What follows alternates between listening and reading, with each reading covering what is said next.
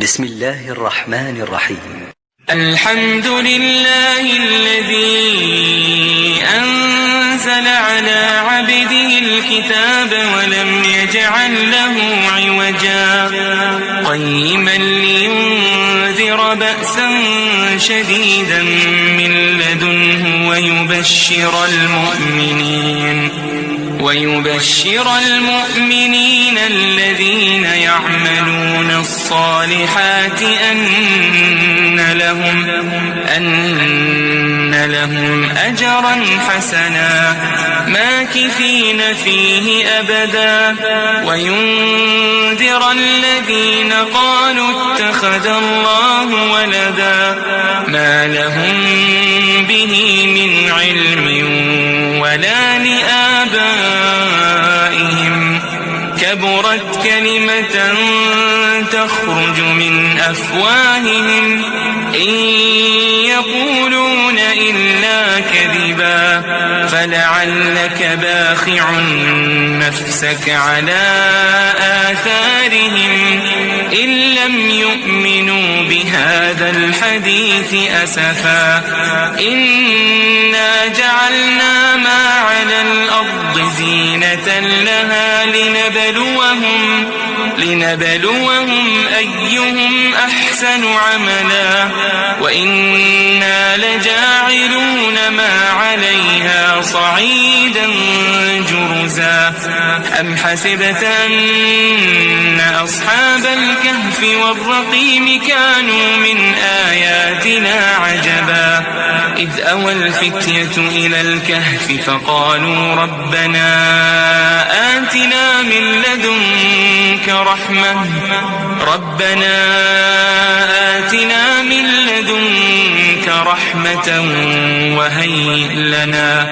وهيئ لنا من أمرنا رشدا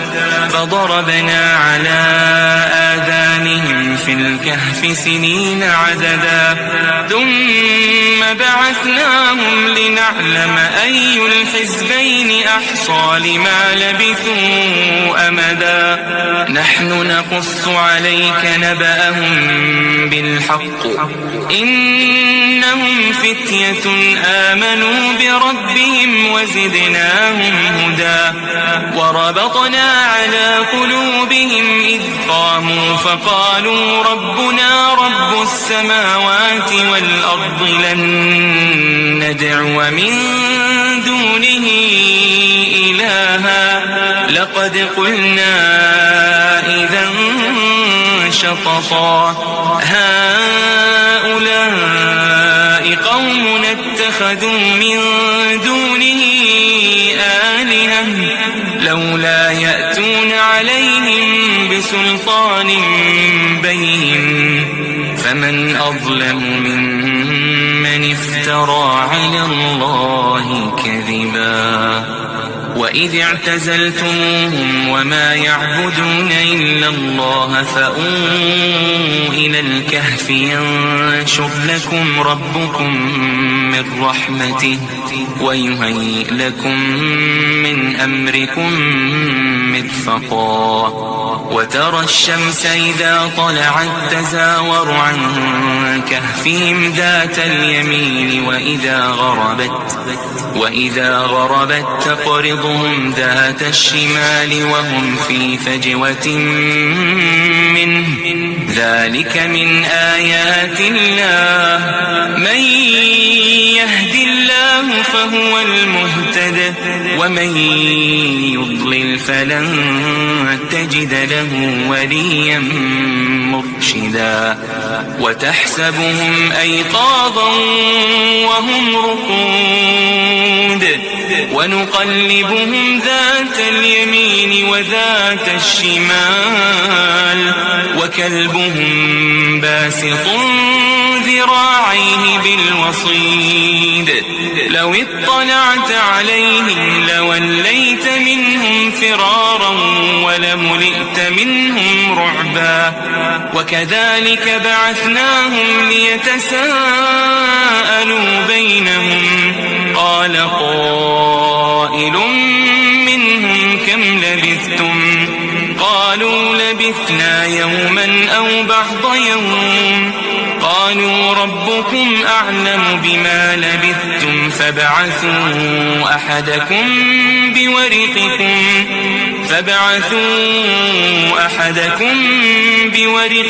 هذه إلى المدينة فلينظر أيها أزكى طعاما فليأتكم برزق منه وليتلطف ولا يشعرن بكم أحدا إنهم إن يظهروا عليكم يرجموكم أو يعيدوكم في ملتهم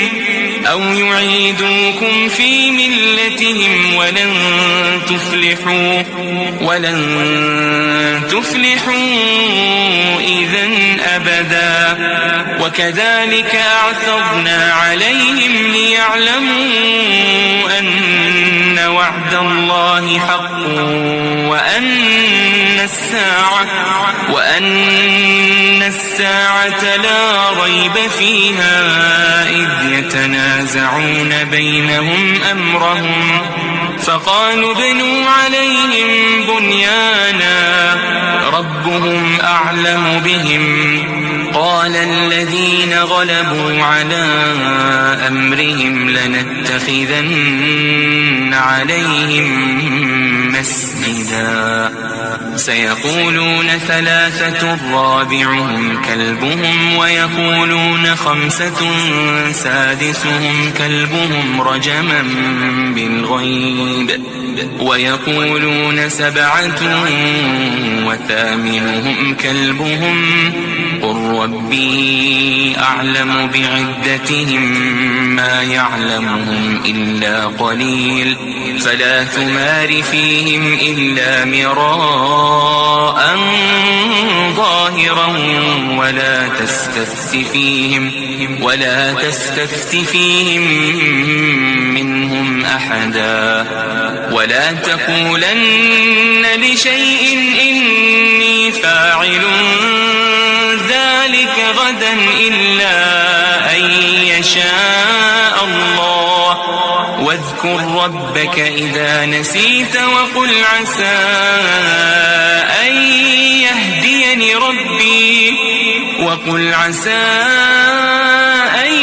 يهديني ربي لأقرب من هذا رشدا ولبثوا في كهفهم 300 سنين وازدادوا 9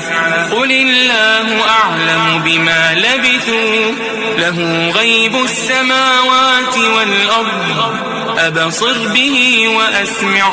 ما لهم من دونه من ولي ولا يشرك في حكمه أحدا واتل ما أوحي إليك من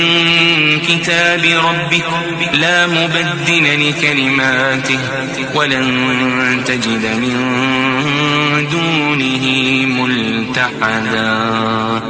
واصبر نفسك مع الذين يدعون ربهم بالغداة والعشي يريدون وجهه ولا تعد عيناك عنهم تريد زينة الحياة الدنيا ولا تطع من أغفلنا قلبه عن ذكرنا واتبع هواه وكان أمره فرطا وقل الحق من ربكم فمن شاء فليؤمن ومن شاء فليكفر إنا أعتدنا للظالمين نارا أحاط بهم سرادقها وإن يستغيثوا يغاثوا بماء كالمهل يشوي الوجوه بئس الشراب وساءت مرتفقا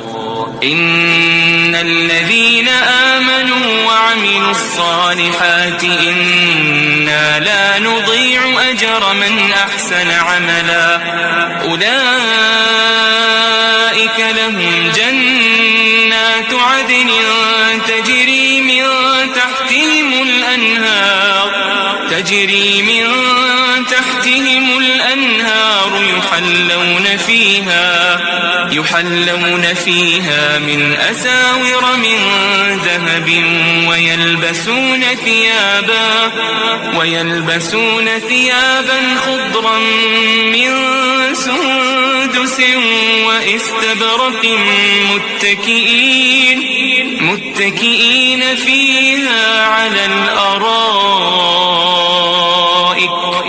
نعم الثواب وحسنت مرتفقا. واضرب لهم مثل الرجلين جعلنا لأحدهما جنتين من أعناب وحففناهما بنخل وجعلنا بينهما زرعا كلتا الجنتين آتت أكلها ولم تظلم منه شيئا وفجرنا خلالهما نهرا. وكان له ثمر فقال لصاحبه وهو يحاوره أنا أكثر منك مالا وأعز نفرا. ودخل جنته وهو ظالم لنفسه قال ما أظن أن تبيد هذه أبدا وما أظن الساعة قائمة ولئن رددت إلى ربي لأجدن خيرا منها منقلبا. قال له صاحبه وهو يحاوره أكفرت بالذي خلقك من تراب ثم من نطفة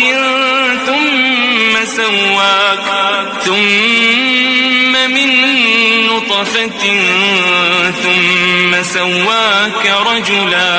لكن هو الله ربي ولا أشرك بربي أحدا. ولولا إذ دخلت جنتك قلت ما شاء الله لا قوة إلا بالله إن ترني أنا أقل منك مالا وولدا فعسى ربي أن يؤتيني خيرا من جنتك ويرسل عليها حسبانا من السماء فتصبح صعيدا زلقا أو يصبح ماؤها غورا فلن تستطيع له طلبا. وأحيط بثمره فأصبح يقلب كفيه على ما أنفق فيها وهي خاوية على عروشها ويقول يا ليتني لم أشرك بربي أحدا. ولم تكن له فئة ينصرونه من دون الله وما كان منتصرا. هنالك الولاية لله الحق هو خير ثوابا وخير عقبا. واضرب لهم مثل الحياة الدنيا كماء أنزلناه من السماء فاختلط به نبات الأرض فاختلط به نبات الأرض فأصبح هشيما تذروه الرياح وكان الله على كل شيء مقتدرا. المال والبنون زينة الحياة الدنيا والباقيات الصالحات خير عند ربك ثوابا وخير أملا. ويوم نسير الجبال وترى الأرض بارزة وحشرناهم فلم نغادر منهم أحدا وعرضوا على ربك صفا لقد جئتمونا كما خلقناكم أول مرة بل زعمتم أن لن نجعل لكم موعدا. ووضع الكتاب فترى المجرمين مشفقين مما فيه ويقولون يا ويلتنا ما لهذا الكتاب لا يغادر صغيرة ولا كبيرة إلا أحصاها ووجدوا ما عملوا حاضرا ولا يظلم ربك أحدا. وإذ قلنا للملائكة اسجدوا لآدم فسجدوا إلا إبليس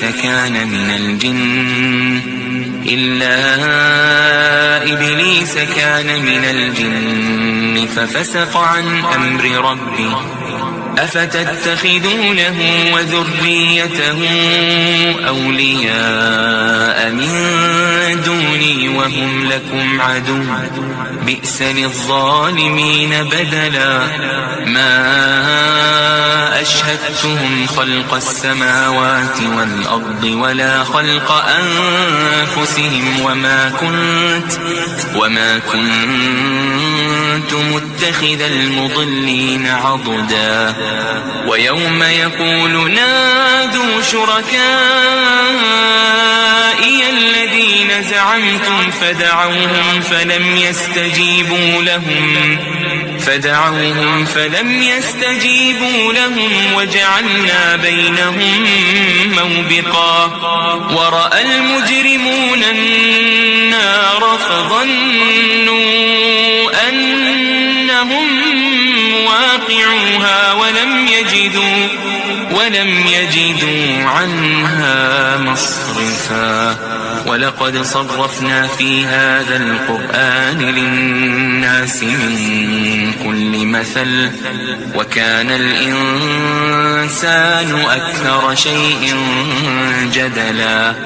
وما منع الناس أن يؤمنوا إذ جاءهم الهدى ويستغفروا ربهم إلا أن تأتيهم سنة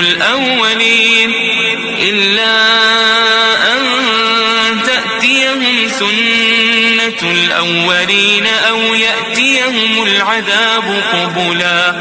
وما نرسل المرسلين إلا مبشرين ومنذرين ويجادل الذين كفروا بالباطل ليدحضوا به الحق واتخذوا آياتي وما أنذروا هزوا. ومن أظلم ممن ذكر بآيات ربه فأعرض عنها ونسي ما قدمت يداه إنا جعلنا على قلوبهم أكنة أن يفقهوا وفي آذانهم وقرا وإن تدعهم إلى الهدى فلن يهتدوا إذا أبدا. وربك الغفور ذو الرحمة لو يؤاخذهم بما كسبوا لعجل لهم العذاب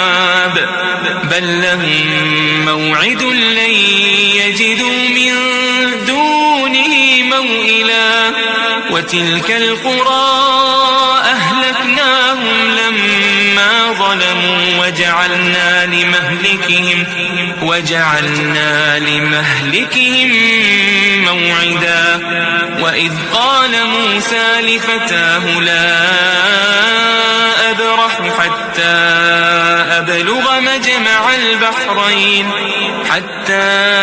أبلغ مجمع البحرين أو أمضي حقبا فلما بلغا مجمع بينهما نسيا حوتهما فاتخذ سبيله في البحر سربا فلما جاوزا قال لفتاه آتنا غداءنا لقد لقينا من سفرنا هذا نصبا قال أرأيت إذ أوينا إلى الصخرة فإني نسيت الحوت وما أنسانيه إلا الشيطان أن أذكره واتخذ سبيله في البحر عجبا قال ذلك ما كنا نبغي فارتدا على آثارهما قصصا فوجدا عبدا من عبادنا آتيناه رحمة من عندنا وعلمناه من لدنا علما قال له موسى هل أتبعك على أن تعلمني مما علمت رشدا قال إنك لن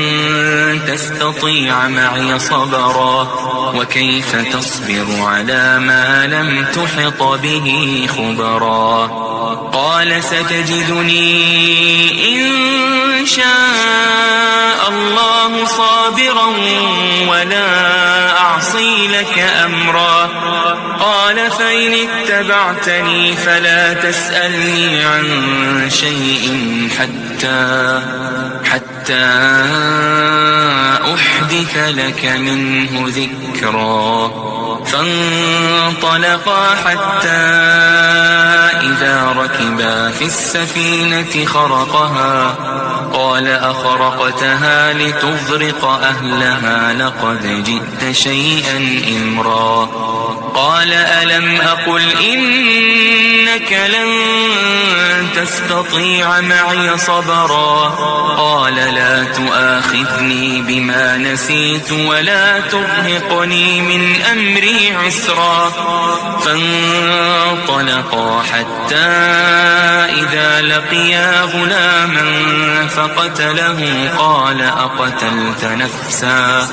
قال أقتلت نفسا زكية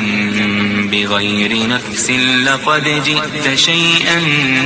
نكرا قال ألم أقل لك إنك لن تستطيع معي صبرا قال إن سألتك عن شيء بعدها فلا تصاحبني قد بلغت من لدني عذرا فانطلقا حتى إذا أتيا أهل قرية استطعما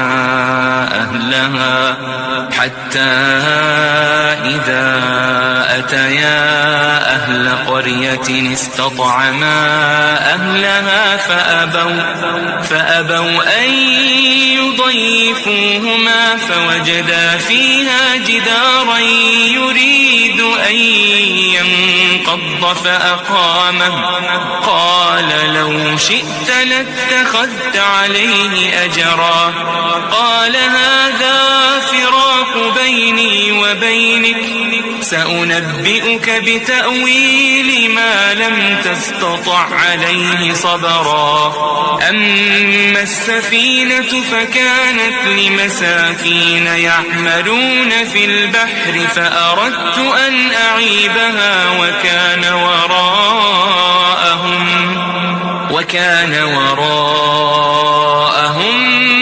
ملك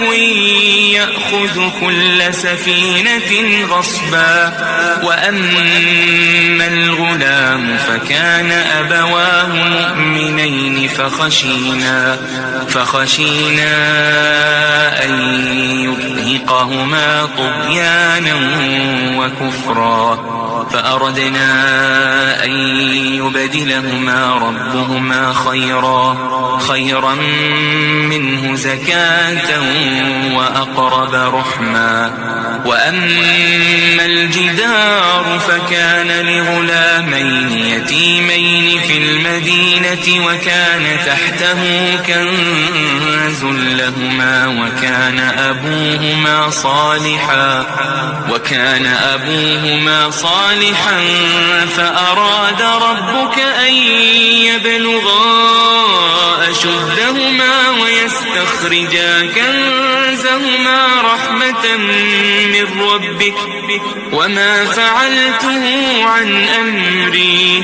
ذلك تأويل ما لم تسطع عليه صبرا ويسألونك عن ذي القرنين قل سأتلو عليكم منه ذكرا إنا مكنا له في الأرض وآتيناه من كل شيء سببا فأتبع سببا حتى إذا بلغ مغرب الشمس وجدها تغرب في عين حمئة ووجد عندها قوما قلنا يا ذا القرنين إما أن تعذب وإما أن تتخذ فيهم حسنا قال أما من ظلم فسوف نعذبه ثم يرد إلى ربه فيعذبه عذابا نكرا وأما من آمن وعمل صالحا فله جزاء الحسنى وسنقول له من أمرنا يسرا ثم أتبع سببا حتى إذا بلغ مطلع الشمس وجدها تطلع على قوم لم نجعل لهم من دونها سترا كذلك وقد أحطنا بما لديه خبرا ثم أتبع سببا حتى إذا بلغ بين السدين وجد من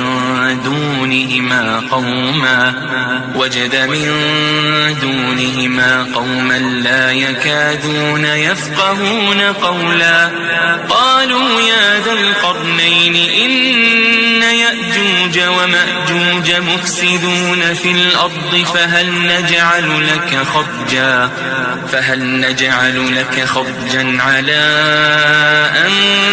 تجعل بيننا وبينهم سدا قال ما مكني فيه ربي خير فأعينوني بقوة أجعل بينكم وبينهم ردما آتوني زبر الحديد حتى إذا ساوى بين الصدفين قال انفخوا حتى إذا جعله نارا قال آتوني أفرغ عليه قطرا فما استطاعوا أن يظهروه وما استطاعوا له نقبا قال هذا رحمة من ربي فإذا جاء وعد ربي جعله دكاء وكان وعد ربي حقا وتركنا بعضهم يومئذ يموج في بعض ونفخ في الصور فجمعناهم جمعا وعرضنا جهنم يومئذ للكافرين عرضا الذين كانت أعينهم في غطاء عن ذكري وكانوا لا يستطيعون سمعا أفحسب الذين كفروا أن يتخذوا عبادي من دوني أولياء إنا أعتدنا جهنم للكافرين نزلا قل هل ننبئكم بالأخسرين أعمالا الذين ضل سعيهم في الحياة الدنيا وهم يحسبون أنهم يحسنون صنعا أولئك الذين كفروا بآيات ربهم ولقائه فحبطت أعمالهم فلا نقيم لهم يوم القيامة وزنا ذلك جزاؤهم جهنم بما كفروا واتخذوا آياتي ورسلي هزوا إن الذين آمنوا وعملوا الصالحات كانت لهم جنات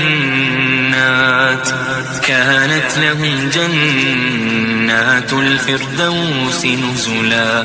خالدين فيها لا يبغون عنها حولا قل لو كان البحر مدادا لكلمات ربي لنفد البحر قبل أن تنفد كلمات ربي ولو جئنا بمثله مددا قل إنما أنا بشر مثلكم يوحى إلي أنما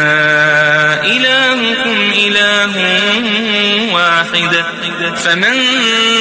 كان يرجو لقاء ربه فليعمل عملا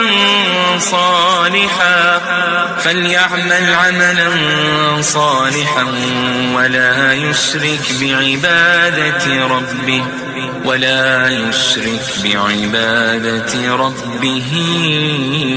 أحدا.